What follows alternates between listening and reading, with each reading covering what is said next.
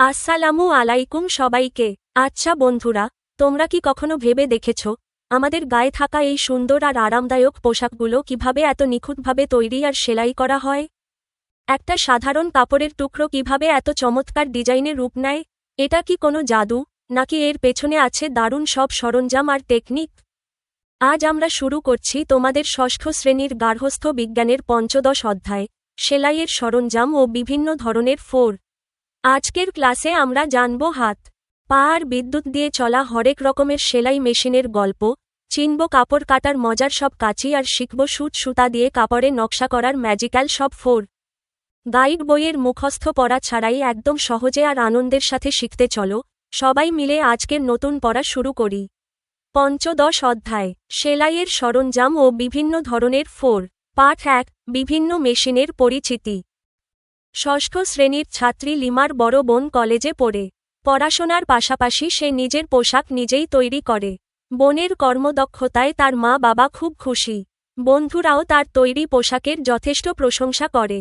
লিমাও তার বোনের মতো কাজ করতে চায়, কিন্তু লিমার মা জানান যে এখন তার জন্য যা প্রয়োজন তা হচ্ছে সেলাইয়ের কাজে ব্যবহৃত সরঞ্জামাদি সম্পর্কে ধারণা লাভ করা। পোশাক তৈরির কাজে বিভিন্ন ধরনের ছোট বড় সরঞ্জামের প্রয়োজন হয়। এসব সরঞ্জাম ছাড়া পোশাক তৈরি করা সম্ভব হয় না। সেলাইয়ের সাজ সরঞ্জাম যদি হাতের কাছে থাকে তবে কাজ করতে সুবিধা হয়, সময় বাঁচে ও বিরক্তি আসে না।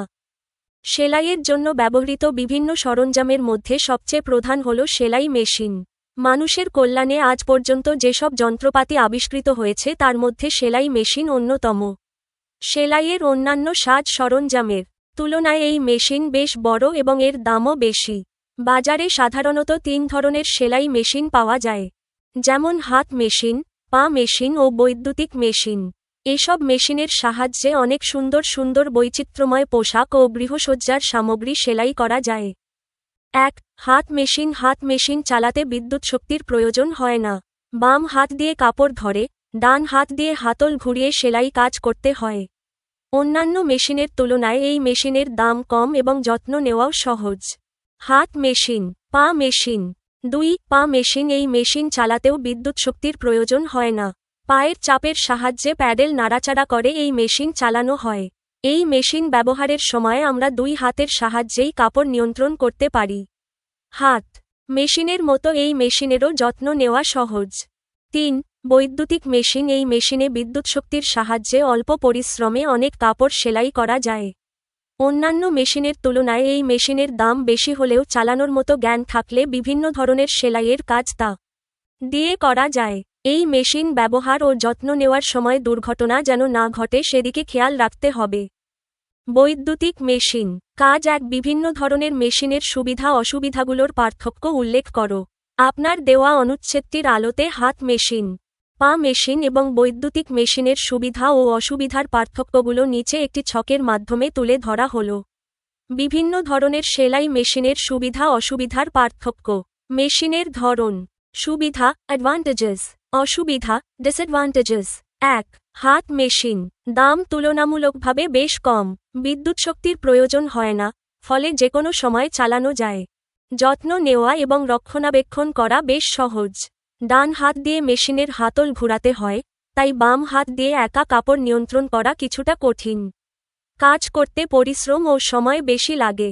2. পা মেশিন। বিদ্যুৎ শক্তির প্রয়োজন হয় না। পায়ের সাহায্যে প্যাডেল চালানো হয় বলে 2 হাত দিয়েই কাপড় সুন্দরভাবে নিয়ন্ত্রণ করা যায়। হাত মেশিনের মতোই এর যত্ন নেওয়া সহজ। হাত মেশিনের তুলনায় এর দাম কিছুটা বেশি হতে পারে। একটানা পা দিয়ে প্যাডেল চালানোর ফলে শারীরিক ক্লান্তি আসতে পারে। 3. বৈদ্যুতিক মেশিন। বিদ্যুৎ শক্তির সাহায্যে চলে বলে অল্প পরিশ্রমে এবং খুব দ্রুত অনেক বেশি কাপড় সেলাই করা যায়। চালানোর সঠিক জ্ঞান থাকলে বিভিন্ন ধরনের বৈচিত্র্যময় ও আধুনিক সেলাইয়ের কাজ করা সম্ভব। অন্য দুটি মেশিনের তুলনায় এর দাম অনেক বেশি। বিদ্যুৎ ছাড়া এটি চালানো যায় না। অসাবধানতায় বড় ধরনের দুর্ঘটনা ঘটার ঝুঁকি থাকে, তাই ব্যবহারে অতিরিক্ত সতর্ক থাকতে হয়। সারসংক্ষেপ। লিমা যদি নতুন হিসেবে সেলাই শিখতে চায়, তবে 2 হাত দিয়ে কাপড় সহজে নিয়ন্ত্রণ করার জন্য পা মেশিন অথবা কম খরচে ও সহজে শেখার জন্য হাত মেশিন দিয়ে শুরু করা ভালো। পরবর্তীতে দক্ষ হয়ে উঠলে সে বৈদ্যুতিক মেশিন ব্যবহার করতে পারে। সেলাই মেশিন ছাড়া সেলাই কাজে আনুষঙ্গিক আরও নানারকম সরঞ্জামের দরকার হয়। ব্যবহার অনুযায়ী এগুলোকে কয়েকটি ভাগে ভাগ করা যায়। এই সম্পর্কে পরবর্তী পাঠে আলোচনা করা হল। পাঠ 2, মাপ নেওয়া। কাটা ও দাগ দেওয়ার সরঞ্জাম। ক. মাপ নেওয়ার সরঞ্জাম। যে কোনো সুন্দর মানানসই ফিটিং পোশাকের পূর্বশর্ত হচ্ছে সঠিকভাবে পরিধানকারীর দেহের মাপ নেওয়া। এই মাপের উপর ভিত্তি করে পোশাকের নকশা আঁকা হয়। দেহের বিভিন্ন অংশের মাপ নেওয়ার জন্য কিছু সরঞ্জামের প্রয়োজন হয়, যেমন মাপের ফিতা, স্কেল, গজ কাঠি ইত্যাদি। মাপের ফিতা, স্কেল। খ. কাটার সরঞ্জাম। উপযুক্ত সরঞ্জাম ছাড়া কোনো কাপড়ই সুন্দরভাবে কাটা যায় না। সুন্দরভাবে কাটা না গেলে পোশাকের নকশাও ঠিকমতো ফুটে ওঠে না। কাপড় ছাঁটার জন্য মাঝারি ধরনের ধারালো কাঁচি, সুতা কাটার জন্য ছোট কাঁচি এবং পোশাক প্রস্তুতের পর পোশাকের প্রান্তধার কাটার জন্য পিঙ্কিং শিয়ার ব্যবহার করা হয়। এছাড়া সেলাই খোলার জন্য বডকিন এবং বোতাম ঘর কাটার জন্য বিশেষ ধরনের যন্ত্র ব্যবহার করা হয়। কাপড় কাটার কাঁচি, সুতা কাটার কাঁচি, পিঙ্কিং শিয়ার, বডকিন। গ. দাগ দেওয়ার সরঞ্জাম। পোশাকের নকশা আঁকা ও নকশার বিভিন্ন স্থানে প্রয়োজনীয় দাগ বা মাপের চিহ্ন দেওয়ার জন্য কিছু সরঞ্জামের প্রয়োজন হয়, যেমন পেন্সিল, টেইলারিং চক, কার্বন পেপার, বিভিন্ন রঙের সুতা, দাগ মোছার জন্য রাবার ইত্যাদি। টেইলারিং চক, টেইলারিং পেন্সিল, বিভিন্ন রঙের সুতা। পাঠ 3, চাপ দেওয়া ও হাতে সেলাই করার সরঞ্জাম। ক. চাপ দেওয়ার সরঞ্জাম। পোশাকের বিভিন্ন অংশ ছাঁটার আগে ও সেলাই করার পর তাদের আকৃতি সঠিকভাবে প্রস্তুত করার জন্য ইস্ত্রি করা বা চাপ দেওয়ার প্রয়োজন হয়। পোশাকের বিভিন্ন অংশ যেমন কলার, পকেট, বোতাম পট্টি প্রভৃতি তৈরির পর ভালোভাবে ইস্ত্রি করে নিলে আকৃতি সুন্দর ও পরিপাটি হয়। এরপর অন্য অংশের সাথে সেলাই জুড়ে দিলে সম্পূর্ণ পোশাকটি দেখতে সুন্দর হয়। চাপ দেওয়ার জন্য সাধারণত সঠিক ওজনের ইস্ত্রি, সঠিক উচ্চতার টেবিল দরকার হয়। ইস্ত্রি বোর্ড বা টেবিল। খ. হাতে সেলাই করার সরঞ্জাম। একটি পোশাক সেলাই করার সময় যদিও এর বেশিরভাগ অংশ মেশিনে সেলাই করতে হয়, তবুও বেশ কিছু অংশ পরিপাটিভাবে সমাপ্ত করার জন্য হাতে সেলাই করতে হয়। হাতে সেলাই করার জন্য ছোট বড় নানা সাইজের সূচ, নানা রঙের সুতা, ফ্রেম, ছোট কাঁচি ইত্যাদি প্রয়োজন হয়। সূচ, সুতা, ফ্রেম, সেলাইয়ের সরঞ্জামগুলোকে খুব যত্নের সাথে একটি বাক্সে রাখলে ভালো হয়। এগুলো গোছানো থাকলে প্রয়োজনে সহজেই পাওয়া যায় এবং এগুলোর সাহায্যে হাতের কাজ খুব ভালোভাবে করা যায়। কাজ 3, পোশাক তৈরির সময় কোন কোন সরঞ্জাম প্রয়োজন তার একটি তালিকা তৈরি করো। পাঠ 2 এবং পাঠ 3 এর আলোতে পোশাক তৈরির সময় প্রয়োজনীয় সরঞ্জামগুলোকে কাজের ধরন অনুযায়ী নিচে তালিকাভুক্ত করা হল। পোশাক তৈরির প্রয়োজনীয় সরঞ্জামের তালিকা। 1. মাপ নেওয়ার সরঞ্জাম। মাপের ফিতা, মেজারিং টেপ, পরিধানকারীর দেহের বিভিন্ন অংশের সঠিক মাপ নেওয়ার জন্য। স্কেল, সোজা দাগ বা মাপ ঠিক করার জন্য। গজ কাঠি, কাপড়ের দৈর্ঘ্য মাপার জন্য। 2. কাটার সরঞ্জাম। মাঝারি ধারালো কাঁচি, মূল কাপড় কাটার বা ছাঁটার জন্য। ছোট কাঁচি, সুতা কাটার জন্য। পিঙ্কিং শিয়ার্স, পোশাক তৈরির পর কাপড়ের প্রান্তধার, এজেস, আঁকাবাঁকা করে কাটার জন্য, যাতে সুতা খুলে না যায়। বডকিন, ভুল সেলাই খোলার জন্য। বোতাম ঘর কাটার যন্ত্র, নিখুঁতভাবে বোতামের ঘর কাটার বিশেষ সরঞ্জাম। 3. দাগ দেওয়ার সরঞ্জাম। টেইলারিং চক, টেইলার্স চক, কাপড়ের উপর কাটার বা সেলাইয়ের দাগ দেওয়ার জন্য। টেইলারিং পেন্সিল, সূক্ষ্ম লাইনের নকশা আঁকার জন্য। কার্বন পেপার, কাপড়ের একদিকের নকশা অন্য পিঠে বা অন্য কাপড়ে তোলার জন্য। বিভিন্ন রঙের সুতা, কাটার আগে অস্থায়ীভাবে চিহ্ন বা কাঁচা সেলাই ট্যাকিং দেওয়ার জন্য। রাবার এরেজার, পেন্সিলের ভুল দাগ মোছার জন্য। 4. চাপ দেওয়া বা ইস্ত্রি করার সরঞ্জাম। সঠিক ওজনের ইস্ত্রি, আয়রন, সেলাইয়ের আগে কাপড় সোজা করতে এবং কলার, পকেট ও বোতাম পট্টি পরিপাটি করার জন্য। ইস্ত্রি বোর্ড বা টেবিল, সঠিক উচ্চতায় রেখে আরামদায়কভাবে ইস্ত্রি করার জন্য। 5. হাতে সেলাই করার সরঞ্জাম। সূচ, পোশাকের বিভিন্ন অংশ পরিপাটিভাবে সমাপ্ত, ফিনিশিং বা হেম করার জন্য। নানা রঙের সুতা, কাপড়ের রঙের সাথে মিলিয়ে সেলাই করার জন্য। ফ্রেম, এমব্রয়ডারি হুক, কাপড় টানটান করে ধরে রেখে সুন্দরভাবে হাতে সেলাই বা নকশা করার জন্য। ছোট কাঁচি, সুতা কাটার কাজে ব্যবহারের জন্য।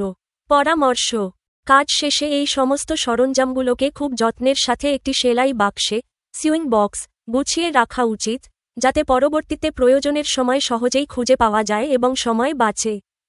পাঠ 4 বিভিন্ন ফোরের পরিচিতি, রান ও বকেয়া। পূর্বের পাঠে তোমরা সেলাই কাজে ব্যবহৃত বিভিন্ন সরঞ্জাম সম্পর্কে ধারণা লাভ করেছ। এই পাঠে তোমরা সামান্য সূচ সুতা দিয়ে অতি সাধারণ একটি কাপড়কে কিভাবে সুন্দর ও আকর্ষণীয় করা যায় সেই সম্পর্কে জ্ঞান অর্জন করবে। অর্থাৎ এই পাঠে তোমরা বিভিন্ন ফোরের মাধ্যমে সূচিশিল্পের দক্ষতা অর্জন করবে। এই কাজ করার সময় তোমাকে কিছু বিষয় মনে রাখতে হবে, যেমন ক নকশাটি যেন কাপড়ের উপর ফুটে ওঠে সেদিকে লক্ষ্য রেখে কাপড় নির্বাচন করতে হবে। খ সঠিক স্থানে সঠিক রঙের সুতা ব্যবহার করতে হবে। গ এমব্রয়ডারি করার সময় চিকন সূচ ব্যবহার করতে হবে। ঘ কাপড় যেন কুঁচকে না যায় সেদিকে লক্ষ্য রেখে সুতার টান ঠিক রাখতে হবে। উম নকশা অনুসারে বিভিন্ন ধরনের ফোরের সঠিক প্রয়োগ করতে হবে। চ চর্চার মাধ্যমে নিখুঁত ফোর সৃষ্টির চেষ্টা করতে হবে। হাতের সাহায্যে সূচ সুতা দিয়ে কিভাবে একটি কাপড়ে বিভিন্ন ধরনের ফোর সৃষ্টি করা যায় এ সম্পর্কে নিচে আলোচনা করা হল। রান ফোর সুতাসহ সূচ কাপড়ের নকশার মধ্যে ঢুকিয়ে কয়েকবার উপর নিচ করে ছোট ছোট ফোর দিয়ে বের করে এনে রান ফোর সম্পন্ন করা হয়। ফোরগুলো সর্বত্র প্রায় সমান আকৃতির হতে হয়। এটা সবচেয়ে সহজ ফোর। এই ফোরের সাহায্যে সাধারণ পোশাক তৈরি করা ছাড়াও নকশি কাঁথা, কুশন কভার, সোফা ব্যাগ ইত্যাদি নকশা সেলাই করতে পারবে। রান ফোরের সাহায্যে ডিজাইন। রান ফোরের সাহায্যে ডিজাইন কাজ এক সূচে সুতা ভরে গিট দাও এবং একটি কাপড়ে রান ফোরের মাধ্যমে নকশা তৈরি করো। পাঠ 4 এর এই অংশটি অত্যন্ত চমৎকার এবং ব্যবহারিক। রান ফোর হল সেলাই শিক্ষার একেবারে প্রাথমিক ও সবচেয়ে গুরুত্বপূর্ণ ধাপ। আপনার ক্লাসের শিক্ষার্থীদের জন্য বা নিজে অনুশীলনের সুবিধার্থে কাজ এক সহজে সম্পন্ন করার একটি ধারাবাহিক নির্দেশিকা নিচে তৈরি করে দেওয়া হল। কাজ 1 রান ফোরের সাহায্যে নকশা তৈরির নির্দেশিকা। নিচের ধাপগুলো অনুসরণ করে কাপড়ে সহজেই রান ফোরের নকশা ফুটিয়ে তোলা যাবে। প্রয়োজনীয় উপকরণ 1 কাপড় যেকোনো সুতি বা খাদি কাপড়, হালকা রঙের হলে নকশা ভালো ফুটবে। 2 সূচ ও সুতা এমব্রয়ডারি করার জন্য চিকন সূচ এবং কাপড়ের রঙের সাথে মিল রেখে রঙিন সুতা, যেমন লাচ্ছি সুতা বা ডিএমসি সুতা। 3 অন্যান্য টেইলারিং চক বা পেন্সিল, নকশা আঁকার জন্য ফ্রেম এবং ছোট কাঁচি। সেলাইয়ের ধারাবাহিক ধাপসমূহ। ধাপ 1 নকশা তৈরি। প্রথমে কাপড়ের ওপর টেইলারিং চক বা পেন্সিল দিয়ে একটি সহজ নকশা, যেমন ফুল, পাতা, লতা বা জ্যামিতিক রেখা এঁকে নাও। ধাপ 2 সূচ সুতা প্রস্তুত। চিকন সূচের ছিদ্রে সুতা ঢুকিয়ে নাও। সুতার শেষ প্রান্তে একটি ছোট ও শক্ত গিট নট দাও, যাতে কাপড় থেকে সুতা টানলে বের হয়ে না যায়। কাপড় টানটান রাখার জন্য ফ্রেম ব্যবহার করতে পারো। ধাপ 3 সেলাই শুরু। কাপড়ের উল্টো দিক থেকে সূচ ফুটিয়ে সামনের দিকে সোজা পিঠে সুতা তুলে আনো। ধাপ 4 রান ফোর দেওয়া। এবার আঁকা লাইনের ওপর সূচটিকে একবার কাপড়ের নিচে, ভেতরে ও একবার ওপরে তুলে ছোট ছোট ফোর দিতে থাকো। একসাথে সূচে 3 থেকে 4টি ফোর তুলে তারপর সুতাটি টেনে বের করলে কাজ দ্রুত হবে। ধাপ 5 সতর্ক খেয়াল রাখবে যেন প্রতিটি ফোরের দূরত্ব এবং আকার যেন সব জায়গায় সমান হয়। সুতা বেশি জোরে টানা যাবে না, তাহলে কাপড় কুঁচকে যাবে। আবার খুব ঢিলাও রাখা যাবে না। ধাপ 6 সমাপ্তি। নকশার শেষ প্রান্তে এসে সূচটি কাপড়ের উল্টো দিকে নিয়ে যাও এবং সেখানে 2 থেকে 3টি ছোট ফোর দিয়ে শক্ত গিট দিয়ে কাঁচি দিয়ে বাড়তি সুতা কেটে নাও। রান ফোর সেলাই করার সময় মনে রাখার 4টি সোনালী নিয়ম। 1 কাপড় ও সুতার সামঞ্জস্য। কাপড়ের বুনন যেমন, সূচ ও সুতার পুরুত্ব তেমন হওয়া চাই। 2 সমান ফোর। রান ফোরের সৌন্দর্য নির্ভর করে ফোরগুলোর সমান আকৃতির ওপর। 3 ধৈর্য ও অনুশীলন। প্রথমবারে ফোর আঁকাবাঁকা হতে পারে, তবে বারবার চর্চার মাধ্যমে সেলাই নিখুঁত হবে। 4 নিরাপত্তা। সূচ ব্যবহারের সময় আঙুলে যেন খোঁচা না লাগে, সেদিকে অবশ্যই সতর্ক থাকতে হবে। টাক সেলাই। টাক 2 বা ততোধিক কাপড়ের টুকরা সাময়িকভাবে জোড়া দিতে রান ফোরের চেয়ে বড় বড় যে সেলাই অস্থায়ীভাবে করা হয় তাকে টাক সেলাই বলে। মেশিনে চূড়ান্ত সেলাই দেওয়ার পর এই টাক সেলাই খুলে ফেলতে হয়। কাজ 2 সূচে সুতা ভরে গিট দাও এবং একটি কাপড়ে টাক সেলাইয়ের চর্চা করো। পাঠ 4 এর এই অংশটি সেলাইয়ের আরেকটি অতি প্রয়োজনীয় প্রাথমিক ধাপ, যাকে বলা হয় টাক সেলাই। ট্যাকিং স্টিচ। রান 4 এর মতোই এটি সহজ, তবে এর উদ্দেশ্য সম্পূর্ণ ভিন্ন। এটি একটি অস্থায়ী সেলাই। শিক্ষার্থীদের ক্লাসে অনুশীলনের জন্য বা নিজে চর্চা করার সুবিধার্থে কাজ 2 সম্পন্ন করার সহজ নির্দেশিকা নিচে দেওয়া হল। কাজ 2, কাপড়ে টাক সেলাইয়ের ব্যবহারিক নির্দেশিকা। টাক সেলাইয়ের মূল উদ্দেশ্য হল কাপড়ের টুকরোগুলোকে সাময়িকভাবে আটকে রাখা, যাতে চূড়ান্ত সেলাই করার সময় কাপড় নড়েচড়ে না যায়। প্রয়োজনীয় উপকরণ: 1. কাপড়। 2 টুকরো সুতি কাপড়, একসাথে জোড়া দেওয়ার অনুশীলনের জন্য। 2. সূচ ও সুতা, সাধারণ সূচ এবং যেকোনো সাধারণ সুতা, সাধারণত মূল কাপড়ের বিপরীত রঙের সুতা ব্যবহার করা হয়, যাতে চূড়ান্ত সেলাইয়ের পর এটি সহজে চেনা যায় এবং খুলে ফেলা যায়। 3. অন্যান্য, কাঁচি। সেলাইয়ের ধারাবাহিক ধাপসমূহ। ধাপ 1, কাপড় গোছানো। প্রথমে যে 2 টুকরো কাপড় জোড়া দেবে, সেগুলাকে একে অপরের ওপর সমানভাবে বসিয়ে নাও। ধাপ 2, সূচ সুতা প্রস্তুত। সূচে সুতা ভরে নাও এবং সুতার এক প্রান্তে একটি গিঁট দাও। ধাপ 3, সেলাই শুরু। কাপড়ের এক প্রান্ত থেকে, যেখানে জোড়া দিতে চাও, উল্টো দিক দিয়ে সূচ ফুটিয়ে সোজা পিঠে তুলে আনো। ধাপ 4, টাক 4 দেওয়া। এবার রান 4 এর মতোই সূচ উপর নিচ করে সেলাই করতে থাকো। তবে মনে রাখবে, এই ফোরগুলো হবে রান 4 এর চেয়ে অনেক বড় বড়, প্রায় আধা ইঞ্চি বা তার বেশি লম্বা, এবং ফোরগুলোর মাঝের দূরত্বও বেশি হবে। ধাপ 5, সমাপ্তি। কাপড়ের শেষ প্রান্তে পৌঁছে সুতাটি কাপড়ের উল্টো দিকে নিয়ে হালকা একটি ফোর দিয়ে আটকে দাও। এখানে খুব শক্ত গিঁট দেওয়ার প্রয়োজন নেই, কারণ কাজ শেষে এই সেলাইটি আমাদের খুলেই ফেলতে হবে। টাক সেলাইয়ের সময় মনে রাখার 3টি গুরুত্বপূর্ণ বিষয়। 1. বিপরীত রঙের সুতা ব্যবহার। টাক সেলাইয়ের জন্য সবসময় কাপড়ের রঙের চেয়ে ভিন্ন বা বিপরীত রঙের সুতা ব্যবহার করা ভালো। এতে মেশিনে বা পাকাপাকিভাবে হাতে সেলাই করার পর টাক সেলাইয়ের সুতাটি আলাদাভাবে চেনা যায় এবং সহজেই টেনে খুলে ফেলা যায়। 2. বড় বড় ফোরগুলো যেন অবশ্যই বড় হয়। ছোট ফোর দিলে পরবর্তীতে তা খুলতে গিয়ে মূল কাপড় বা সেলাই ছিঁড়ে যাওয়ার সম্ভাবনা থাকে। 3. ব্যবহার। সাধারণত কামিজ বা ফ্রকের কাঁধ জোড়া দিতে, হাতা বসাতে, বকরাম বা পট্টির কাপড় গলার সাথে সাময়িকভাবে আটকে রাখতে এই সেলাই ব্যবহার করা হয়। বোখেয়া 4। বোখেয়া সেলাই করার সময় প্রথমে কাপড়ে সুতা আটকিয়ে সূচকে একটু পেছনে এনে আর একটি ফোর দিতে হবে। এই দ্বিতীয় ফোরে সূচের অগ্রভাগ প্রথম ফোর থেকে একটু সামনে উঠবে। পরবর্তী ফোরও একইভাবে তুলতে হয়। তবে প্রথম ফোর যেখানে শেষ হয়েছে ঠিক সেখানেই সূচ তুলতে হবে। এক্ষেত্রে প্রতিটি ফোর পরস্পরের গায়ে লেগে থাকে। এই ফোর বেশ মজবুত হয় এবং সোজা দিক দেখতে মেশিনের সেলাইয়ের মতো হয়।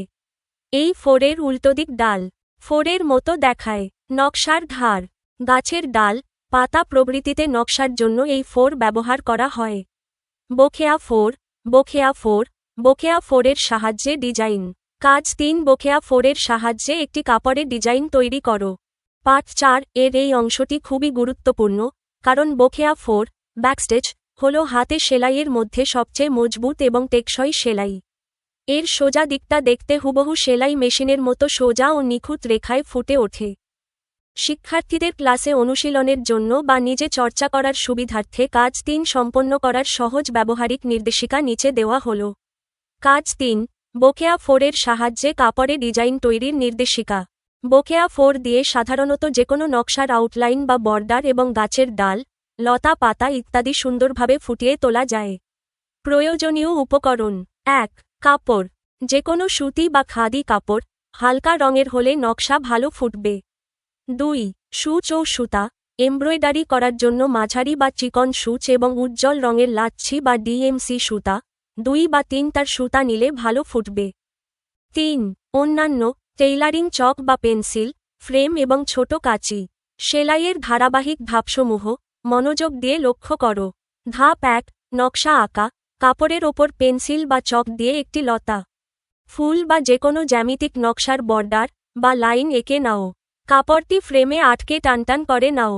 ধাপ 2, সূচ প্রস্তুত ও প্রথম ফোর। সূচে সুতা ভরে শেষে গিঁট দাও। এবার আঁকা লাইনের শুরু থেকে কিছুটা সামনে, ধরা যাক 1 নম্বর বিন্দুতে, কাপড়ের নিচ থেকে সূচ ওপরে তোলো। ধাপ 3, পেছনে ফোর দেওয়া।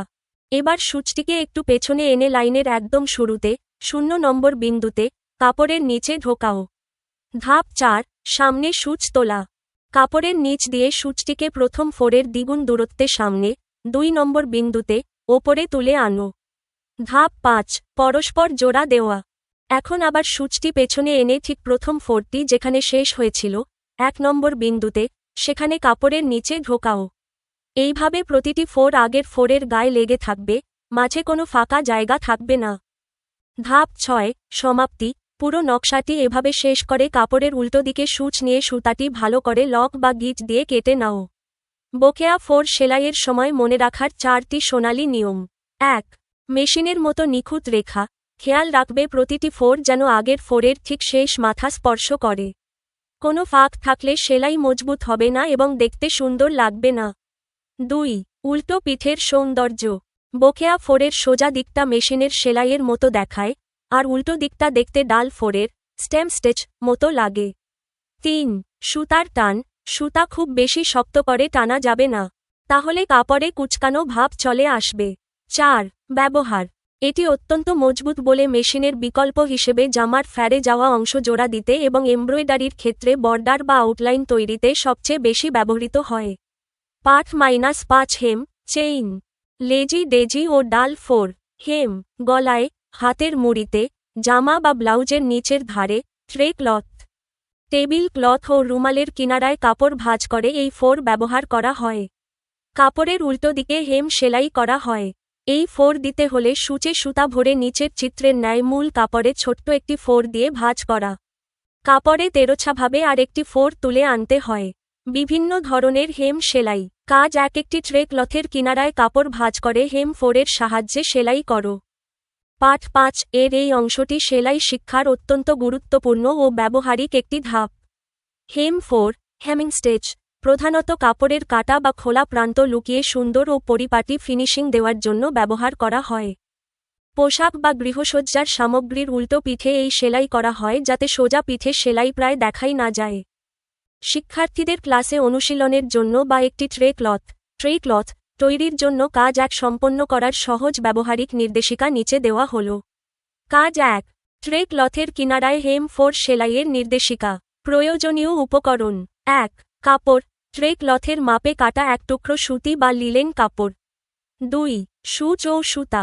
চিকন সূচ এবং কাপড়ের রঙের সাথে হুবহু মিলানো সাধারণ সুতা, যাতে সোজা পিঠে সেলাই বোঝা না যায়। 3 অন্যান্য ইস্ত্রি, আয়রন, কাঁচি ও টেইলারিং চক। সেলাইয়ের ধারাবাহিক ধাপসমূহ। ধাপ 1 কাপড় ভাঁজ করা। ট্রে ক্লথের চারদিকের কিনারা বা ধার প্রথমে সামান্য 1/4 ইঞ্চি ভেতরের দিকে ভাঁজ করো। এরপর একে আরও একবার ½ ইঞ্চি পরিমাণ উল্টো পিঠে ভাঁজ করো।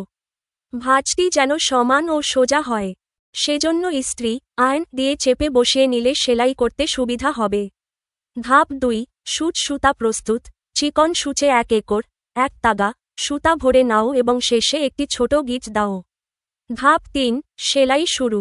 ভাঁজ করা কাপড়ের ভেতরের অংশ থেকে সূচটি তুলে আনো যেন সুতার গিঁটটি ভাঁজের ভেতরে লুকিয়ে থাকে। ধাপ 4 হেম ফোর দেওয়া। এবার নিচের চিত্রের নিয়ম অনুযায়ী মূল কাপড় নিচের সিঙ্গেল কাপড় থেকে সূচ দিয়ে খুব ছোট বা মাত্র 1 থেকে 2টি সুতা পরিমাণ কাপড় তোলো। এরপর সূচটি তেরোছা বা কোনাকুনিভাবে স্ল্যান্টিং ওপরের ভাঁজ করা কাপড়ের কিনারার মধ্য দিয়ে বের করে আনো। এভাবে প্রতিবার মূল কাপড় থেকে সামান্য অংশ নিয়ে তেরোছাভাবে ভাঁজ করা কাপড়ে ফোর তুলতে তুলতে এগিয়ে যাও। ধাপ 5 সমাপ্তি। ট্রে ক্লথের চারপাশ এভাবে সেলাই করা শেষ হলে কাপড়ের উল্টো দিকে ভাঁজের ভেতরে 2 থেকে 3টি ছোট ফোর দিয়ে শক্ত গিঁট লক দাও এবং কাঁচি দিয়ে সুতা কেটে নাও। হেম সেলাইয়ের সময় মনে রাখার 4টি সোনালী নিয়ম। 1 সোজা পিঠের অদৃশ্যতা। হেম সেলাইয়ের আসল সার্থকতা হল এর সোজা পিঠ দেখতে কেমন লাগে। সোজা পিঠে ফোরগুলো বিন্দুর মতো অত্যন্ত ছোট এবং প্রায় অদৃশ্য হওয়া উচিত। 2 সমান দূরত্ব। একটি ফোর থেকে আরেকটি ফোরের দূরত্ব যেন সবসময় সমান, প্রায় 1/4 ইঞ্চি থাকে। 3 রঙের মিল। হেম সেলাইয়ের সুতা সবসময় কাপড়ের রঙের সাথে মিলিয়ে একক সুতা সিঙ্গল থ্রেড ব্যবহার করতে হয়। 4 ব্যবহার। এটি পোশাকের যেমন ফ্রক, কামিজ বা ব্লাউজের নিচের অংশ এবং রুমাল বা টেবিল ক্লথের কিনারার সুতা ওঠা বন্ধ করে পরিপাটি বেশি ব্যবহৃত হয়। Chain four. দেখতে শিকলের মতো হয় বলে এই সেলাই করতে প্রথমে কাপড়ের পেছনে থেকে সুতা তুলে সূচ দিয়ে বাম দিকে একটি ফোর তোলা হয় এবং সুতা দিয়ে সূচের ঠিক আগায় একটি ফাঁস তৈরি করা হয়। তারপর সূচ টেনে বের করতে হয়। পরের বার ফোর ওঠাবার সময় ঠিক আগের ফোরের মধ্য থেকে ওঠাতে হবে।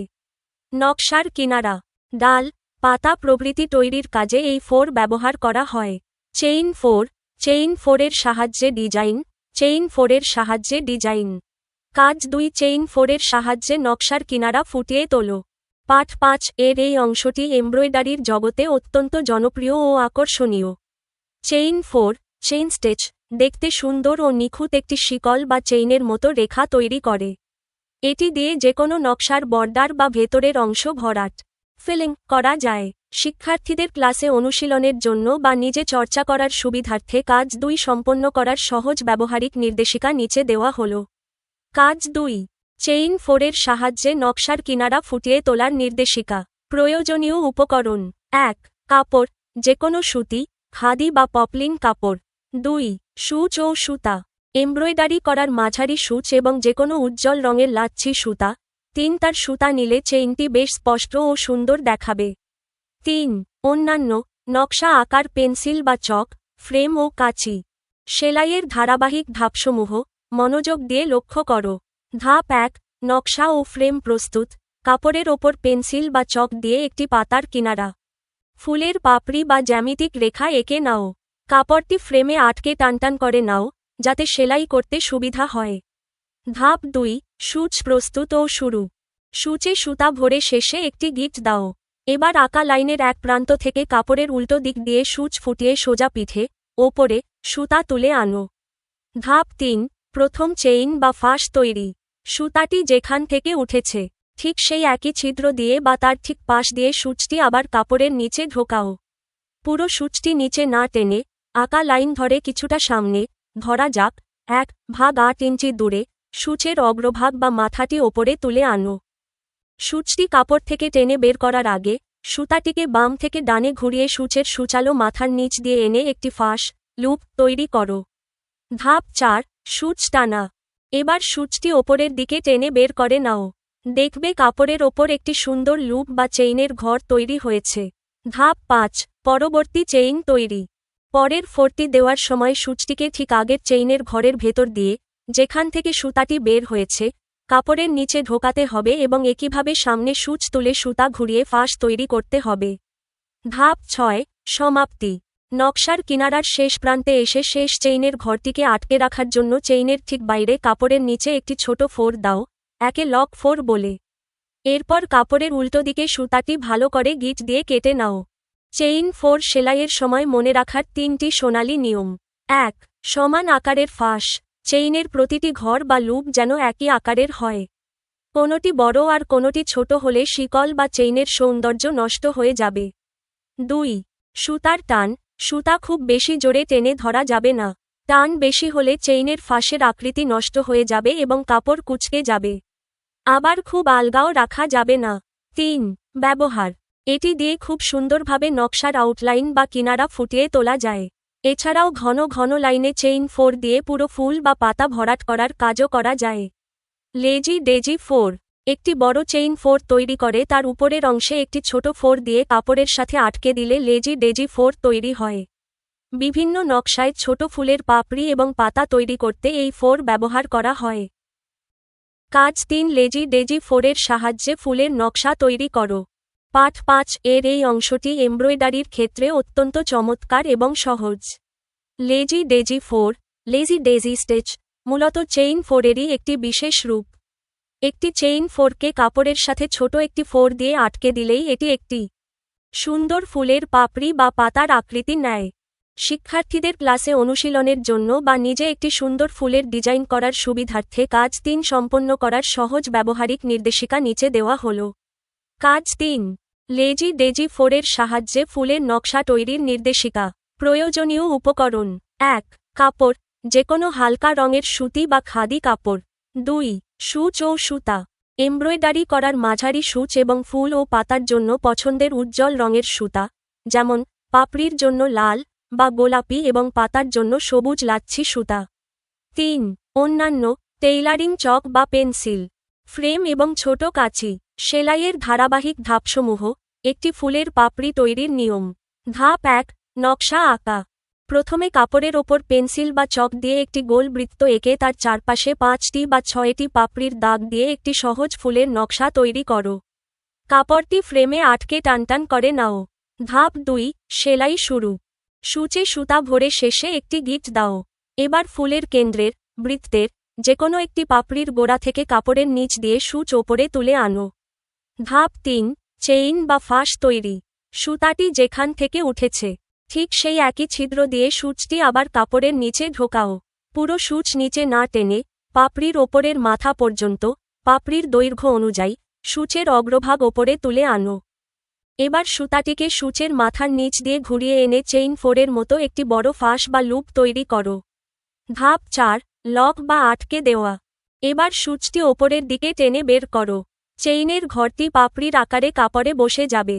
এখন চেইনের এই ফাঁসের ঠিক বাইরে, পাপড়ির একদম মাথায়, সূচটি ওপর থেকে কাপড়ের নিচে ফুটিয়ে দাও। এতে পাপড়িটি কাপড়ের সাথে সুন্দরভাবে আটকে বা লক হয়ে যাবে। ধাপ 5, ফুলের বাকি পাপড়ি তৈরি। একইভাবে ফুলের কেন্দ্রের চারপাশে প্রতিটি দাগের ওপর একটি করে লেজি ডেজি 4 দিয়ে পাপড়িগুলো তৈরি করো। ধাপ 6, সমাপ্তি। ফুলটি সম্পূর্ণ হলে কাপড়ের উল্টো দিকে সূচ নিয়ে সুতাটি ভালো করে গিঁট দিয়ে কেটে নাও। চাইলে ফুলের মাঝখানের গোল অংশে অন্য রঙের সুতা দিয়ে ভরাট করে দিতে পারো। লেজি ডেজি 4 সেলাইয়ের সময় মনে রাখার 3টি গুরুত্বপূর্ণ বিষয়। 1, পাপড়ির সঠিক আকৃতি। সূচ টানার সময় খুব বেশি জোরে টানা যাবে না। বেশি জোরে টানলে পাপড়িটি চিকন হয়ে যাবে এবং এর ভেতরের ফাঁকা বা ফোলা ভাবটি নষ্ট হয়ে যাবে। 2, লক 4-এর আকার। চেইনের ফাঁসটিকে আটকে রাখার জন্য যে ছোট 4টি দেওয়া হয়, সেটি যেন খুব ছোট এবং নিখুঁত হয়, যাতে আলাদা করে বোঝা না যায়। 3, ব্যবহার। ছোট ও মাঝারি আকারের ফুলের পাপড়ি এবং ছোট ছোট লতার পাতা তৈরি করতে এই 4 সবচেয়ে বেশি ব্যবহৃত হয়। এটি দিয়ে খুব দ্রুত এবং অল্প সময়ে আকর্ষণীয় নকশা তৈরি করা সম্ভব। ডাল 4। এই সেলাই করার জন্য প্রথমে সূচকে কাপড়ের নিচ থেকে উপরের দিকে তুলবে। প্রথম 4-এ সূচের অগ্রভাগ যেখানে উঠবে সেখান থেকে 2-3টি সুতা ছেড়ে দিয়ে একটু বাঁকা করে দ্বিতীয় 4টি তুলতে হবে।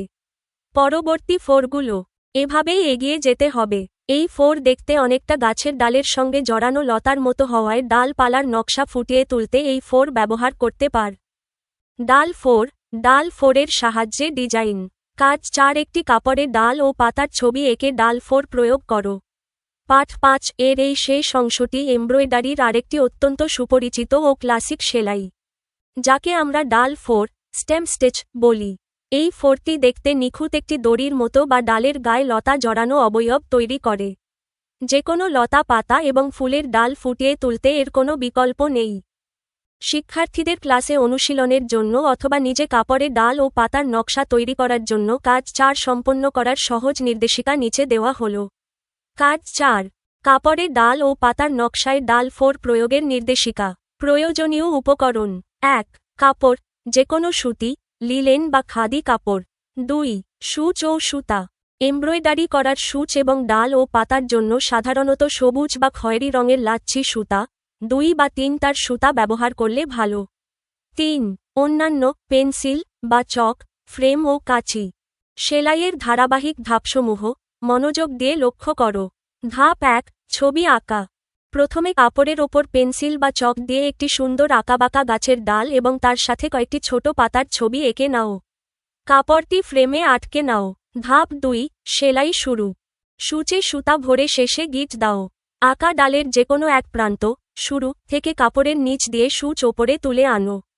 ধাপ 3, বাঁকা করে দ্বিতীয় 4 দেওয়া। সুতা যেখান থেকে উঠেছে আঁকা লাইন ধরে তার থেকে কিছুটা সামনে, ধরা যাক 1 বা 8 ইঞ্চি দূরে, সূচটি কাপড়ের নিচে ঢোকাও। এবার সূচটি সোজা না চালিয়ে একটু বাঁকা বা তেরোছা করে ঠিক প্রথম 4 ও দ্বিতীয় 4-এর মাঝামাঝি স্থান দিয়ে, লাইনের ওপর, সূচের মাথাটি ওপরে তুলে আনো। এই সময় মূল সুতাটি সবসময় সূচের যেকোনো একপাশে, ডানে বা বামে, রাখতে হবে। পুরো ডাল সেলাইয়ের সময় এই নিয়মটি একই রাখতে হবে। ধাপ 4, সামনে এগিয়ে যাওয়া। একইভাবে আবার কিছুটা সামনে সূচ কাপড়ের নিচে ঢুকিয়ে আগের 4-এর শেষ মাথা থেকে সূচ ওপরে তুলে আনো। এভাবে 4গুলো একটির গা ঘেঁষে আরেকটি লতার মতো জড়িয়ে এগিয়ে যাবে। ধাপ ৫ পাতার বর্ডার তৈরি। ডালটি শেষ করার পর একই ডাল ফোর ব্যবহার করে পাতার চারপাশের আউটলাইন বা বর্ডারটিও সেলাই করে নিতে পারো। ধাপ ৬ সমাপ্তি। পুরো ডাল ও পাতার নকশা শেষ হলে সূচটি কাপড়ের উল্টো দিকে নিয়ে যাও এবং সেখানে শক্ত গিঁট দিয়ে বাড়তি সুতা কেটে নাও। ডাল ফোর সেলাইয়ের সময় মনে রাখার ৩টি সোনালী নিয়ম। ১ সুতার দিক অপরিবর্তিত রাখা। ডাল ফোরের সবচেয়ে বড় নিয়ম হল সেলাই করার সময় সুতাটি সূচের যে পাশে ধরো বাম পাশে থাকবে। পুরো সেলাই শেষ হওয়া পর্যন্ত সুতাটি সেই পাশেই রাখতে হবে। পাশ পরিবর্তন করলে ডালের মোচড় বা ফিনিশিং নষ্ট হয়ে যাবে। ২ ছোট ও সমান ফোর। আঁকাবাঁকা বা ঘোরানো ডালের ক্ষেত্রে ফোরগুলো যত ছোট ছোট দেবে, ডালের বাঁকগুলো তত বেশি মসৃণ ও সুন্দর দেখাবে। ৩ ব্যবহার। এটি প্রধানত ফুলের বোটা, গাছের ডাল, পাতার শিরা এবং যেকোনো লেখার আউটলাইন লেটারিং তৈরিতে ব্যবহার করা হয়। অনুশীলনী। বহু নির্বাচনী প্রশ্ন। ১ দেহের মাপ নেওয়ার জন্য কোন সরঞ্জামটি ব্যবহার করা হয়? উত্তর গ মাপের ফিতা। পাঠ ২ এর মাপ নেওয়ার সরঞ্জাম অংশ অনুযায়ী। ২ ফ্রকের প্রান্তধার মুড়িয়ে সেলাই করতে কোন ফোর ব্যবহার করা হয়? উত্তর খ হেম। পাঠ ৫ এর হেম অংশ অনুযায়ী। নিচের অনুচ্ছেদটি পড়ো এবং ৩ নং ও ৪ নং প্রশ্নের উত্তর দাও। জুলিয়া তার বাচ্চাদের জামা নিজেই তৈরি করেন, তবে জামা তৈরি করার সময় চূড়ান্ত সেলাইয়ের আগে ভিন্ন একটি ফোর ব্যবহার করে সেলাই করেন। ৩ জুলিয়া কোন ফোরটি ব্যবহার করে? উত্তর খ টাক। ব্যাখ্যা। পাঠ ৪ এর অনুচ্ছেদ অনুযায়ী ২ বা ততোধিক কাপড়ের টুকরো সাময়িকভাবে জোড়া দিতে এবং মেশিনে বা পাকাপাকিভাবে চূড়ান্ত সেলাই দেওয়ার আগে যে অস্থায়ী সেলাই করা হয় তাকে টাক সেলাই বলে। ৮ জুলিয়া পোশাক সেলাইয়ের সময় ভিন্ন একটি ফোর ব্যবহার করেন। কারণ। আই পোশাকের মাপ ঠিক করা। ই পোশাকটি আকর্ষণীয় করা। ই খরচ বাঁচানো। নিচের কোনটি সঠিক? উত্তর ক আই ও ই পোশাকের মাপ ঠিক করা ও পোশাকটি আকর্ষণীয় করা। ব্যাখ্যা। চূড়ান্ত সেলাইয়ের আগে টাক সেলাই বা কাঁচা সেলাই দেওয়ার মূল উদ্দেশ্য হল কাপড়ের মাপ ও অবস্থান ঠিক রাখা, যাতে সেলাই করার সময় কাপড় নড়েচড়ে না যায় এবং চূড়ান্ত সেলাইটি নিখুঁত ও আকর্ষণীয় হয়। এর সাথে খরচ বাঁচানোর কোনো সরাসরি সম্পর্ক নেই। সৃজনশীল প্রশ্ন। ক পিঙ্কিং শিয়ারের কাজ কি? পাঠ ২ এর কাটার সরঞ্জাম অংশ অনুযায়ী পিঙ্কিং শিয়ার্স কাজ হল পোশাক প্রস্তুত বা তৈরি করার পর কাপড়ের খোলা প্রান্তধার এজেস আঁকাবাঁকা বা জিগজ্যাগ করে কাটা। এর মূল সুবিধা ও উদ্দেশ্য। এভাবে কাটলে কাপড়ের কিনারার সুতা সহজে খুলে বা চটে যায় না। পোশাকের ভেতরের অংশ দেখতে পরিপাটি ও সুন্দর লাগে। খ পোশাকে দাগ দেওয়ার সরঞ্জাম বলতে কি বোঝায়? পোশাকে দাগ দেওয়ার সরঞ্জাম বলতে বোঝায় সেই সমস্ত উপাদান বা হাতিয়ার যা পোশাকের নকশা আঁকার জন্য এবং কাপড়ের বিভিন্ন স্থানে কাটার বা সেলাইয়ের প্রয়োজনীয় মাপ ও চিহ্ন দেওয়ার কাজে ব্যবহার করা হয়। কাপড় কেটে পোশাক তৈরি করার আগে সঠিক মাপে চিহ্নিত করা অত্যন্ত জরুরি।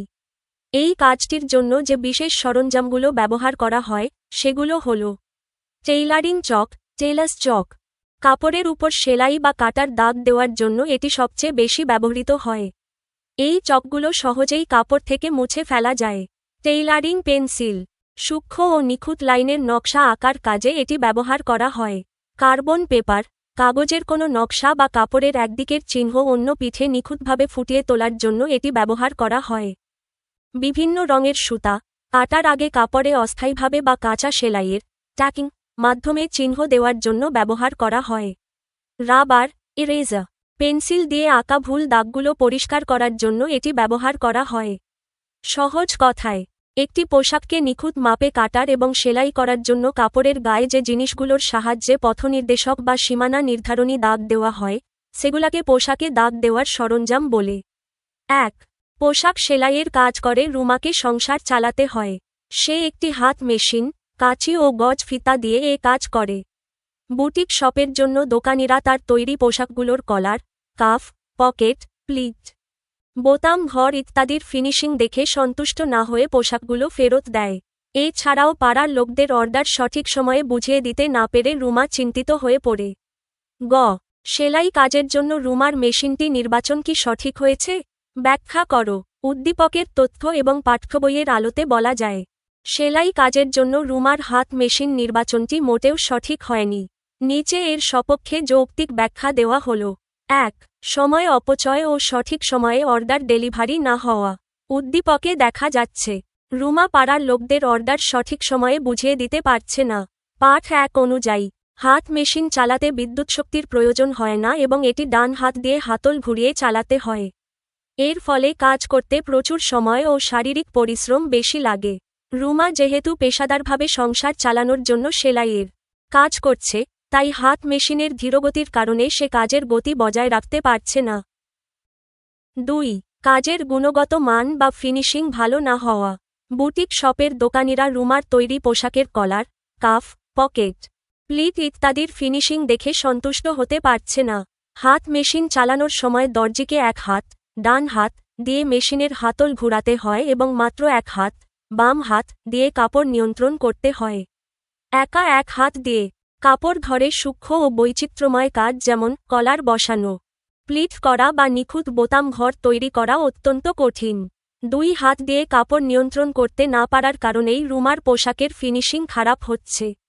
৩. পেশাদার কাজের অনুপযোগী। রুমা যদি হাত মেশিনের পরিবর্তে একটি পা মেশিন ব্যবহার করত, তবে সে পায়ের সাহায্যে প্যাডেল ঘুরিয়ে ২ হাত দিয়ে কাপড় সুন্দরভাবে নিয়ন্ত্রণ করতে পারত।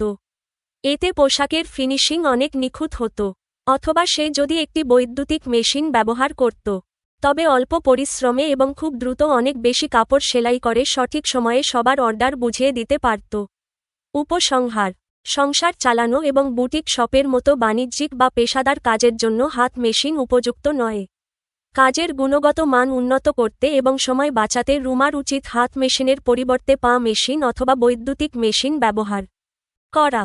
তাই তার হাত মেশিন নির্বাচনটি সঠিক ছিল না। ঘ. উপযুক্ত সরঞ্জামের অভাবেই রুমা লাভবান হতে পারছে না। উদ্দীপকের আলোকে তোমার মতামত দাও।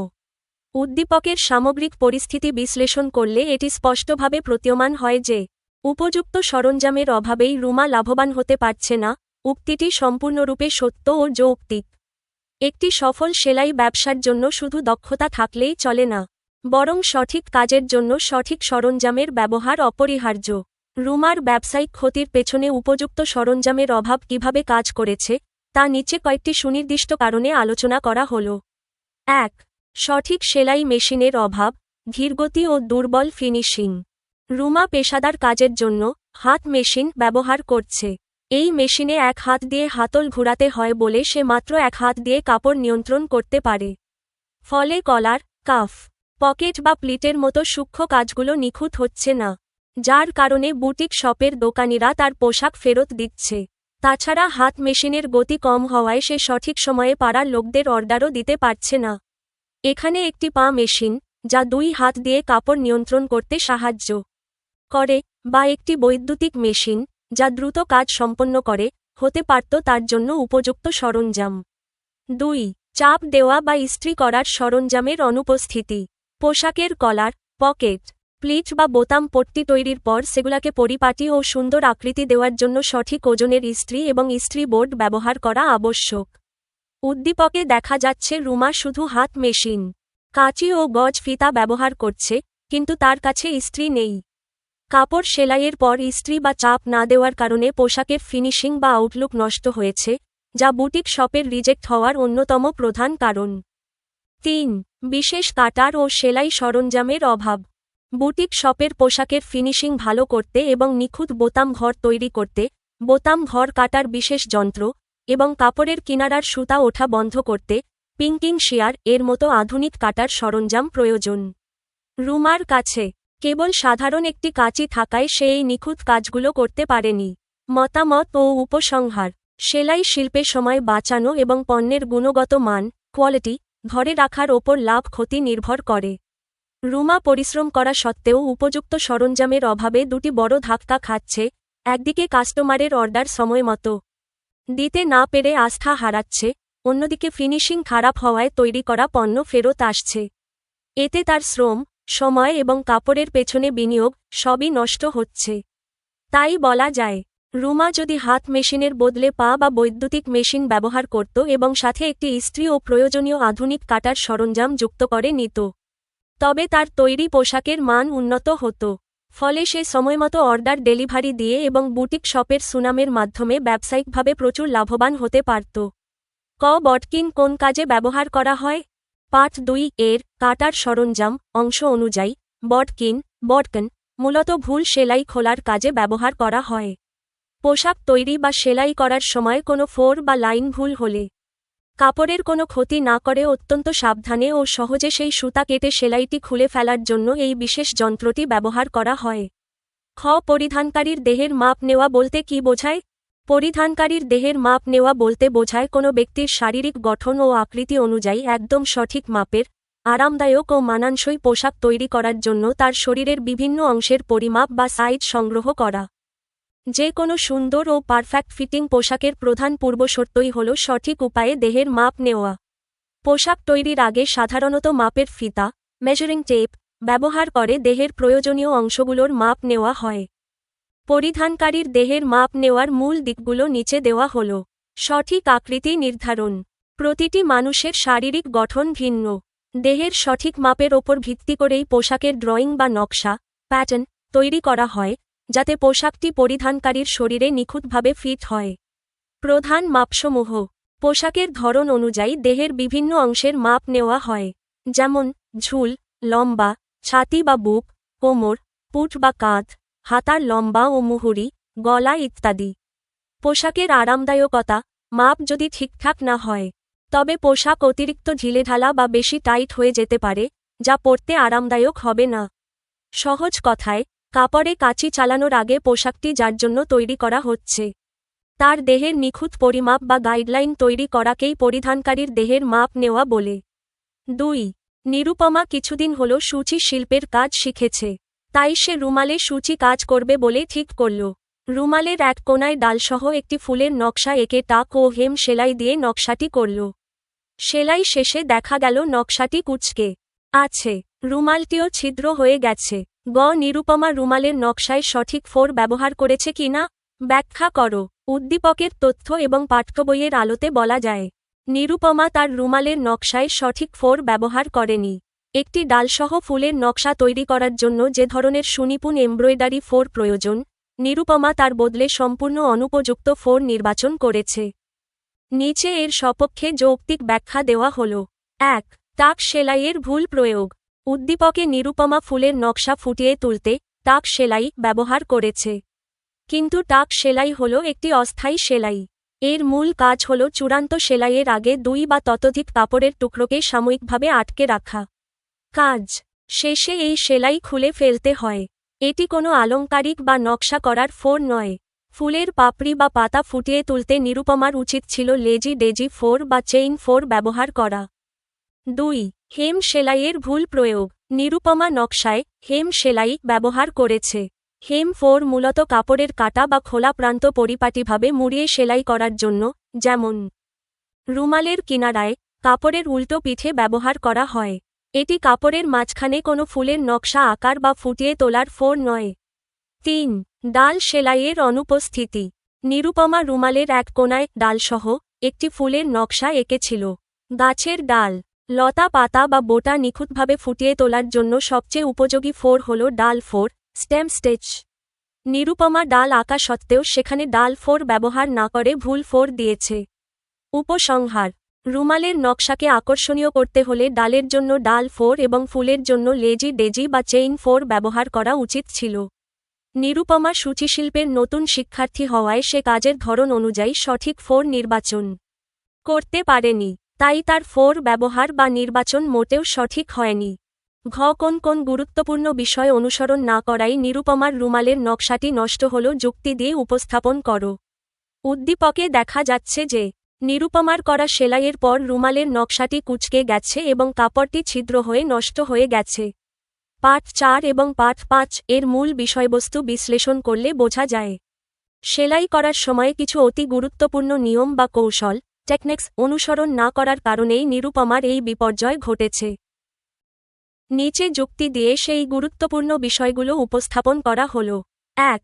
সঠিক ফোরের অনুপযুক্ত প্রয়োগ, ভুল ফোর নির্বাচন। নকশার ধরন দেখে সঠিক ফোর বেছে নেওয়া সূচিশিল্পের প্রধান নিয়ম। নিরুপমা ডালসহ ফুলের নকশায় ডাল 4 বা লেজি ডেজি 4 ব্যবহার না করে টাক ও হেম সেলাই ব্যবহার করেছে। ভুল 4 ব্যবহারের কারণে নকশাটি তার স্বাভাবিক রূপ হারায় এবং সেলাই বিন্যাস ঠিক না থাকায় কাপড় কুঁকড়ে যায়। 2. সুতার টান ঠিক না রাখা, সুতা শক্ত করে টানা। কাপড় যেন কুঁচকে না যায় সেদিকে লক্ষ্য রেখে সুতার টান ঠিক রাখতে হবে। নিরুপমা সেলাই করার সময় সুতা অতিরিক্ত শক্ত বা টাইট করে টেনেছিল। এমব্রয়ডারি বা সূচিশিল্পের ক্ষেত্রে সুতার টান বেশি হলে কাপড় ভেতরের দিকে গুটিয়ে বা কুঁচকে যায়, যা নিরুপমার ক্ষেত্রে ঘটেছে। 3. উপযুক্ত সূচ ব্যবহার না করা, মোটা সূচের ব্যবহার। এমব্রয়ডারি করার সময় চিকন সূচ ব্যবহার করতে হবে। নিরুপমা যেহেতু নতুন কাজ শিখেছে, সে সম্ভবত সাধারণ সেলাইয়ের মোটা সূচ দিয়ে রুমালের পাতলা সুতি কাপড়ে কাজ করেছে। পাতলা কাপড়ে মোটা সূচ বারবার ঢোকালে এবং সুতা জোরে টানলে কাপড়ের বুনন আলগা হয়ে বড় বড় ছিদ্র হয়ে যায়। এই অসাবধানতার কারণেই তার রুমালটি ছিদ্র হয়ে গেছে। 4. ফ্রেমের সঠিক ব্যবহার ও অনুশীলনের অভাব। সূচিশিল্পে কাপড় সোজা ও টানটান রাখার জন্য ফ্রেম, এমব্রয়ডারি হুপ ব্যবহার করা অত্যন্ত জরুরি। নিরুপমা হয়তো ফ্রেম ছাড়া হাত দিয়ে কাপড় দুমড়ে মুচড়ে সেলাই করেছে, যার কারণে কাপড়ের সুতা একদিকে টেনে গিয়ে ছিদ্র তৈরি হয়েছে এবং ফিনিশিং নষ্ট হয়েছে। এছাড়া পার্ট 4 এর নিয়ম অনুযায়ী নিখুঁত 4 সৃষ্টির জন্য নিয়মিত চর্চা বা অনুশীলনের প্রয়োজন, যা নিরুপমার এখনও কম ছিল। উপসংহার ও মতামত। পরিশেষে বলা যায়, নিরুপমা কেবল ড্রয়িং বা নকশা আঁকা পর্যন্তই সঠিক ছিল। কিন্তু সেলাইয়ের মূল সোনালী নিয়মগুলো, যেমন চিকন সূচ নির্বাচন, সুতার সঠিক টান বজায় রাখা এবং নকশা অনুযায়ী সঠিক আলংকারিক 4 ব্যবহার করা, এই গুরুত্বপূর্ণ বিষয়গুলো অনুসরণ না করাই তার শ্রম ও রুমালের নকশাটি সম্পূর্ণরূপে নষ্ট হয়ে গেল। সংক্ষিপ্ত উত্তর প্রশ্ন 1. কোন মেশিনে অল্প সময়ে অনেক কাপড় সেলাই করা যায়? ব্যাখ্যা করো। পার্ট 1 এর তথ্য অনুযায়ী বৈদ্যুতিক সেলাই মেশিনে, ইলেকট্রিক সিউইং মেশিন, অল্প সময়ে ও অল্প পরিশ্রমে অনেক বেশি কাপড় সেলাই করা যায়। নিচে এর সপক্ষে বিস্তারিত ব্যাখ্যা দেওয়া হল। বিদ্যুৎ শক্তির ব্যবহার। হাত মেশিন বা পা মেশিনের মতো এই মেশিন চালাতে মানুষের পেশিশক্তির প্রয়োজন হয় না। এটি বিদ্যুৎ শক্তির সাহায্যে স্বয়ংক্রিয়ভাবে চলে। ফলে মেশিনের সূচ ও মোটরের গতি অন্যান্য সাধারণ মেশিনের তুলনায় বহুগুণ বেশি থাকে। শারীরিক ক্লান্তিহীন কাজ। পা মেশিনে একটানা পা দিয়ে প্যাডেল করতে হয় এবং হাত মেশিনে হাতল ঘুরাতে হয়, যা বেশ ক্লান্তিকর এবং এতে কাজের গতি কমে যায়। কিন্তু বৈদ্যুতিক মেশিনে শুধু হালকা পায়ের চাপে মোটরের গতি নিয়ন্ত্রণ করা যায় বলে দর্জি কোনো শারীরিক ক্লান্তি ছাড়াই একটানা দীর্ঘ সময় দ্রুত গতিতে সেলাই করতে পারেন। 2 হাতের স্বাধীন ব্যবহার। এই মেশিন চালানোর সময় দর্জির 2 হাতই সম্পূর্ণ মুক্ত থাকে। ফলে তিনি খুব দ্রুত ও নিখুঁতভাবে কাপড় নড়াচড়া ও নিয়ন্ত্রণ করতে পারেন। আধুনিক ও বৈচিত্র্যময় কাজ। গতি বেশি হওয়ার পাশাপাশি এই মেশিনে বিভিন্ন আধুনিক নকশা, বোতাম ঘর তৈরি বা পিকো করার কাজ চোখের পলকে সম্পন্ন করা যায়। সহজ কথায়, মোটর এবং বিদ্যুৎ শক্তির তীব্র গতির কারণেই বৈদ্যুতিক মেশিনে মানুষের শ্রম ও সময় দুটোই মারাত্মকভাবে বেঁচে যায়, যা বাণিজ্যিক বা পেশাদার দর্জিদের অল্প সময়ে প্রচুর পরিমাণের কাপড় সেলাই করতে সাহায্য করে। 2. পোশাক সেলাইয়ের কাজে চাপ দেওয়ার প্রয়োজন হয় কেন? পার্ট 3 এর চাপ দেওয়ার সরঞ্জাম অংশ অনুযায়ী পোশাক সেলাইয়ের কাজে চাপ দেওয়ার, প্রেসিং বা ইস্ত্রি করার প্রয়োজনীয়তা অপরিসীম। একটি পোশাককে সুন্দর, নিখুঁত ও পরিপাটি করে তোলার জন্য সেলাইয়ের প্রতিটি ধাপে এবং সেলাই শেষে চাপ দেওয়া আবশ্যক। নিচে এর প্রধান কারণগুলো আলোচনা করা হল। নিখুঁত ফিনিশিং ও আকৃতি দান। পোশাকের কলার, কাফ, পকেট, প্লিট, কুচি বা বোতাম পট্টি সেলাই করার পর সেগুলো ফোলা বা অগোছালো থাকে। ইস্ত্রি দিয়ে ভালো করে চাপ দিলে কাপড়ের ভাঁজগুলো সুন্দরভাবে বসে যায় এবং পোশাকটি তার সঠিক ও পরিপাটি আকৃতি পায়। সেলাইয়ের সময় কাপড় সোজা রাখা। কাপড় কাটার পর এবং চূড়ান্ত সেলাই করার আগে কাপড়ের কিনারার ভাঁজগুলো ইস্ত্রি করে নিলে সেলাই করা অনেক সহজ হয়। এতে কাপড় কুঁচকে থাকার ভয় থাকে না এবং সেলাই সোজা ও নিখুঁত হয়। কুঁচকানো ভাব দূর করা। সেলাই করার সময় কাপড়ে যে ছোটখাটো টান বা কুঁচকানো ভাব, রিঙ্কলস, তৈরি হয়, গরম ইস্ত্রির চাপ দিলে তা দূর হয়ে যায়। ফলে পোশাকের বাহ্যিক সৌন্দর্য বা আউটলুক বহুগুণ বেড়ে যায়। পেশাদারিত্ব ও আকর্ষণীয় রূপ। উদ্দীপকের রুমার মতো অনেকেই শুধু সেলাই ভালো করলেও ইস্ত্রি বা চাপ না দেওয়ার কারণে পোশাকের ফিনিশিং নষ্ট হয়। পোশাককে বাজারের বুটিক শপের মতো আকর্ষণীয় ও বিক্রয়যোগ্য করতে চাপ দেওয়া জরুরি। সহজ কথায়, সেলাইয়ের মান উন্নত করতে, কাপড়ের ভাঁজ নিখুঁতভাবে বসাতে এবং পোশাকটিকে পরিধানযোগ্য ও দৃষ্টিনন্দন করতে পোশাক সেলাইয়ের কাজে চাপ দেওয়ার প্রয়োজন হয়। ৩. রান 4 এর সাহায্যে কুশন কভারের উপযোগী একটি নকশা এঁকে দেখাও। রান 4 এর রানিং স্টেচ সাহায্যে কুশন কভারের উপযোগী একটি নকশা তৈরি করতে হবে। রান 4 হল কাপড়ের উপর সূচ দিয়ে পরপর সোজা এবং সমান্তরাল ছোট ছোট ফোর। এই ফোরগুলো কাপড়ের সোজা এবং উল্টো পিঠে দেখতে একই রকম হয়। এখানে রান 4 এর সাহায্যে করা একটি নকশার পরিকল্পনা দেওয়া হল। পরিকল্পনা 1, জ্যামিতিক ও ঐতিহ্যবাহী নকশা। রান 4 কুশন কভারের আকার। একটি সম্পূর্ণ বর্গাকার কুশন কভারের উপর নকশাটি দেখা যাবে। প্রধান নকশা। কুশনের কেন্দ্রে রান 4 এর সাহায্যে করা একটি বড় মণ্ডলা, ম্যান্ডালা বা জ্যামিতিক নকশা থাকবে। এই নকশাটি ছোট এবং সমান্তরাল রান 4 দিয়ে তৈরি হবে। ফোরগুলো হবে গাঢ় নীল এবং সাদা সুতা দিয়ে। কেন্দ্রীয় অংশ। কেন্দ্রে একটি বড় ফুল বা জ্যামিতিক তারকারা আকৃতি থাকবে, যা রান 4 দিয়ে তৈরি। এর চারপাশে ছোট ছোট বৃত্তাকার এবং বর্গাকার নকশা থাকবে। বর্ডার। কুশনের চারদিকে রান 4 দিয়ে তৈরি একটি চিকন বর্ডার থাকবে। পদ্ধতি। প্রথমে একটি বর্গাকার কাপড় নিয়ে তার ওপর পেন্সিল বা চক দিয়ে নকশাটি আঁকতে হবে। এরপর চিকন সূচে সুতা ভরে রান 4 এর মাধ্যমে সেলাই করতে হবে। প্রতিটি ফোর যেন সমান এবং সোজা হয় সেদিকে খেয়াল রাখতে হবে। পরিকল্পনা 2, সহজ জ্যামিতিক নকশা। রান 4 কুশন কভারের আকার। বর্গাকার কুশন কভার। প্রধান নকশা। কুশনের কেন্দ্রে রান 4 এর সাহায্যে করা একটি বড় জিগজ্যাগ বা সমান্তরাল রেখার নকশা থাকবে। ফোরগুলো হবে উজ্জ্বল লাল এবং কমলা সুতা দিয়ে। কেন্দ্রীয় অংশ। কেন্দ্রে একটি বড় বর্গাকার আকৃতি থাকবে, যা রান 4 দিয়ে তৈরি। এর চারপাশে ছোট ছোট ত্রিভুজাকার নকশা থাকবে। বর্ডার। কুশনের চারদিকে রান 4 দিয়ে তৈরি একটি চিকন বর্ডার থাকবে। পদ্ধতি। প্রথমে একটি বর্গাকার কাপড় নিয়ে তার ওপর পেন্সিল বা চক দিয়ে নকশাটি আঁকতে হবে। এরপর চিকন সূচে সুতা ভরে রান 4 এর মাধ্যমে সেলাই করতে হবে। এখানে রান 4 এর সাহায্যে করা একটি নকশার চিত্র দেওয়া হল। এই নকশাটি সহজেই একটি কুশন কভারে প্রয়োগ করা যেতে পারে। আমি রান 4 রানিং স্টেচ ব্যবহার করে কুশন কভারের জন্য একটি জ্যামিতিক নকশা তৈরি করেছি।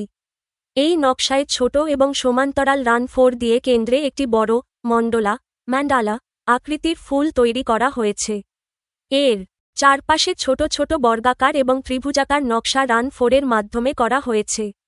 এই ফোরগুলো সোজা এবং সমান্তরাল হওয়ায় একটি সুন্দর জ্যামিতিক নকশা তৈরি করতে সাহায্য করে। এই নকশাটি কুশন কভারে প্রয়োগ করার জন্য প্রথমে একটি বর্গাকার কাপড় নিয়ে তার ওপর পেন্সিল বা চক দিয়ে নকশাটি এঁকে নিতে হবে।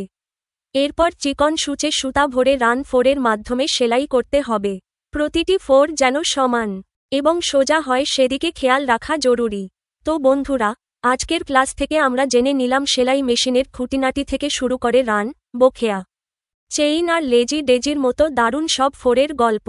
এখন কিন্তু তোমরাও চাইলে ঘরে বসেই ছোটখাটো নকশা বা সেলাইয়ের কাজ নিজেই করে ফেলতে পারবে। আজকের ক্লাসটি তোমাদের কেমন লেগেছে এবং তোমরা কোন ফোরটি সবার আগে কাপড়ে ট্রাই করতে চাও, তা ঝটপট আমাদের কমেন্টে জানিয়ে দাও। যদি আজকের ভিডিওটি থেকে তোমরা নতুন কিছু শিখে থাকো, তবে অবশ্যই একটি লাইক দিও, বন্ধুদের সাথে শেয়ার করো আর আমাদের চ্যানেলটি সাবস্ক্রাইব করতে একদম ভুলো না কিন্তু। গাইড বই ছাড়াই এমন আনন্দের সাথে শিখতে চোখ রাখো আমাদের চ্যানেলে। কোনো ভুলত্রুটি হলে তাও কমেন্টে শুধরে দিতে পারো। সবাই ভালো থেকো, সুস্থ থেকো। ধন্যবাদ সবাইকে। আল্লাহ হাফেজ।